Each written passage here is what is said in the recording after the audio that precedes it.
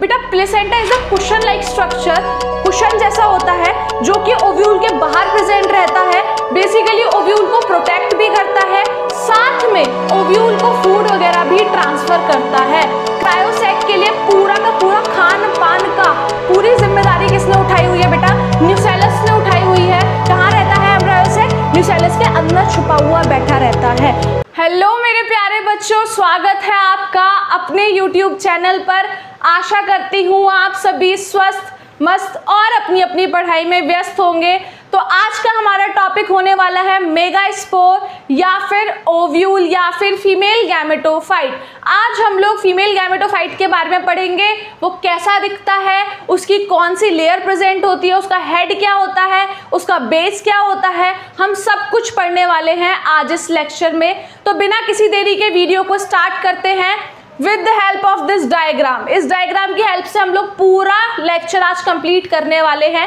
हम इस डायग्राम को देखेंगे तो this is the diagram of ovule और फीमेल गैमेटोफाइट। कुछ ऐसा दिखता है वो। हम इसको देखेंगे और इसके अंदर जितना भी सारा लेबलिंग हो रखा है इसको एक एक करके पढ़ेंगे कि कौन सी चीज का क्या फंक्शन है, क्या चीज अपना क्या फंक्शन परफॉर्म करती है इन ओव्यूल। स्टार्ट करते हैं फ्यूनिकल से।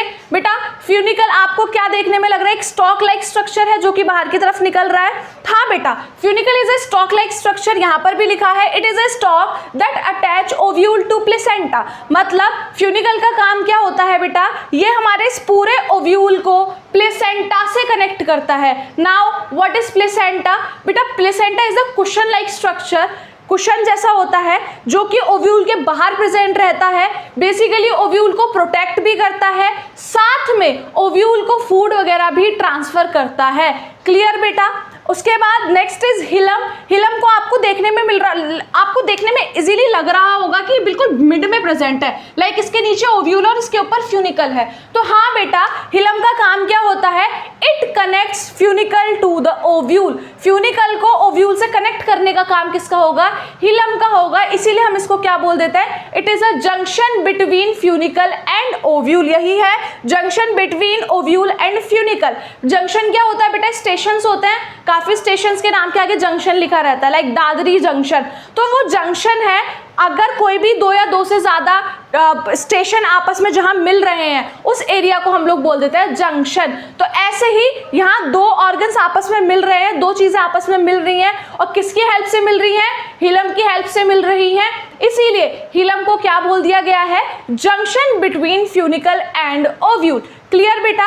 उसके बाद हम इसकी लेयर्स पे आ जाते हैं जिनको हम लोग क्या बोलते हैं? इंटेग्यूमेंट्स। क्या बोलते हैं? इंटेग्यूमेंट्स। अब integuments, this is inner integument and this one is outer integument. ये आउटर है, ये इनर है। देखने में पता पड़ रहा है ये अंदर की तरफ है, ये बाहर की तरफ है। तो बेटा इंटेग्यूमेंट्स क्या होती है? प्रोटेक्टिव लेयर होती है जो कि ओव्यूल के आसपास प्रेजेंट रहते हैं। These are the protective layer, है ना? यही है प्रोटेक्टिव एनवेलप अराउंड ओव्यूल। हमारे ओव्यूल के आसपास वाली जो प्रोटेक्टिव लेयर है उनको हम लोगों ने क्या बोला है?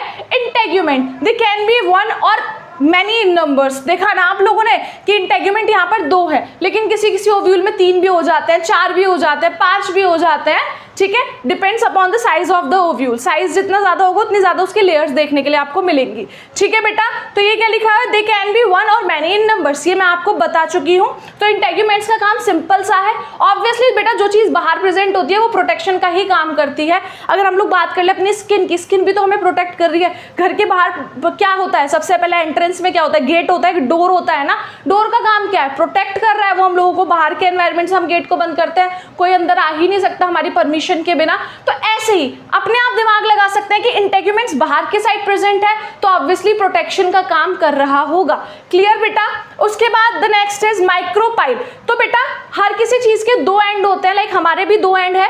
The end number 1 is head, the end number 2 is our legs. मतलब हमारे भी दो एंड है। ठीक है, ऐसे ही ओव्यूल के भी दो एंड होते हैं। The end number 1 is micropyle, the end number 2 is chalaza. Micropyle head side में प्रेजेंट रहता है, चलाजा लोअर साइड में प्रेजेंट रहता है। बेटा अब जरूरी नहीं है चलाजा हमेशा लोअर होगा, बट हाँ उसको बेसल पार्ट बोलते हैं।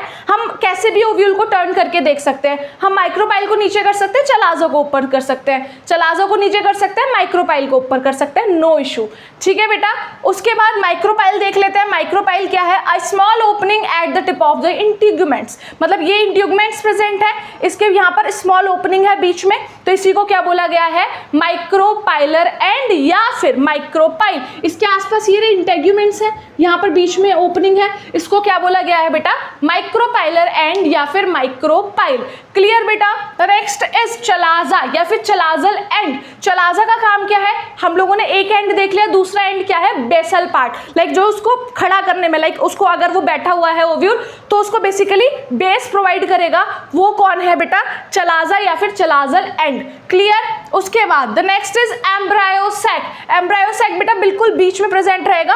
And there is one more thing called nucellus. Nucellus यहाँ पर मैं लिखना भूल गई हूँ, सॉरी, बट न्यूसेलस क्या होता है बेटा, this is nucellus, this is nucellus, ये जो पूरा है दिस इज न्यूसेलस बेटा, it is not nucleus, it is nucellus. Nucleus कोई नहीं बोलेगा इसको, इसको न्यूसेलस बोलते हैं। न्यूसेलस का काम क्या होता है बेटा, it preserve the reserved food for the embryo sac.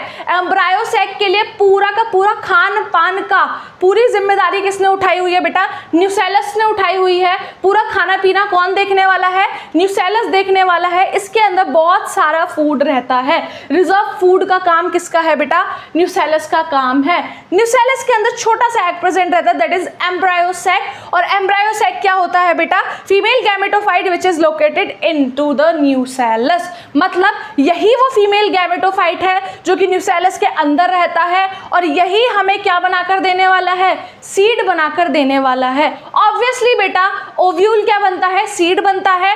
Ovule के ऊपर वाली जो लेयर ओवरी जो होती है वो फ्लैशी पार्ट बनती है जिसको हम लोग खाते हैं, फ्रूट बनती है। क्लियर बेटा। जैसे अगर हम लोग एक एप्पल देखते हैं, आप लोगों ने एप्पल नहीं, अभी मैंगो का सीजन चल रहा है तो मैंगो तो आप सब लोग खा ही रहे होंगे, तो ऊपर वाली जो लेयर रहती है मैंगो की जिसको हम लोग खाते हैं, येलोइश या फिर ऑरेंज कलर की, जिसको वो फ्लैशी पार्ट होता है जिसको हम टेस्ट लेकर खाते हैं, दिस इज ओवरी। और उसके अंदर जो उसका पूरी गुठली रहती है उसको हम लोग क्या बोलते हैं, ओव्यूल। सो बेटा this is ovule. Embryo sac छोटा सा रहता है, ठीक है बेटा। न्यूसेलस का काम पता पड़ गया, एम्ब्रायो सैक का काम पता पड़ गया। कहाँ रहता है एम्ब्रायो सैक, न्यूसेलस के अंदर छुपा हुआ बैठा रहता है। क्लियर बेटा।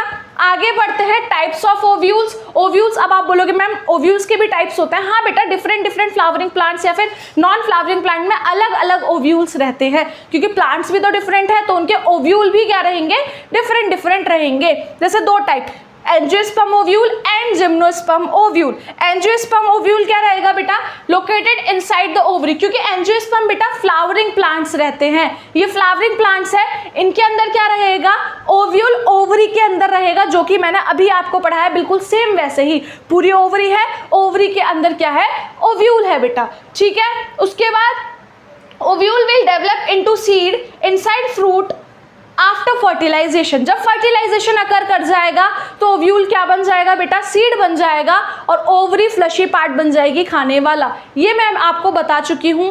अब आ जाइए जिम्नोस्पर्म में। जिम्नोस्पर्म में ये नेकेड सीड्स होते हैं बेटा, इनके पास कोई ऊपर फ्लशी पार्ट नहीं होता खाने पीने वाला, ठीक है। तो फिर ये क्या है, नॉट लोकेटेड इन ओवरी, मतलब इसका ओव्यूल ओवरी में है ही नहीं। अगर ओवरी होगी तो वो तो फ्लशी पार्ट बन जाएगा, खाने वाला फ्रूट बन जाएगा, लेकिन इनके केस में ऐसा नहीं होता है। इनके पास सिर्फ ओव्यूल रहता है, ओवरी इनके पास नहीं रहेगी। क्लियर बेटा। Will develop into naked seed after fertilization, यही बोला मैंने अभी, जब इनका फर्टिलाइजेशन अकर कर जाएगा तो ये नेकेड सीड में कन्वर्ट हो जाएंगे, ना कि फ्रूट में कन्वर्ट होंगे। यहाँ पर एंजियोस्पर्म क्या हो रहे थे, फ्रूट में कन्वर्ट हो रहे थे, लेकिन जिम्नोस्पर्म फ्रूट में कन्वर्ट नहीं होने वाले हैं। That is it all about angiosperm and gymnosperm and megaspore या फिर ओव्यूल। ये ओव्यूल का पूरा डायग्राम था, ठीक है बेटा। So hope everything is clear to you all, और ये आपके लिए बहुत ज़्यादा हेल्पफुल रहा होगा hopefully. If you guys like the video, do like, share and subscribe the channel. Thank you so much for watching.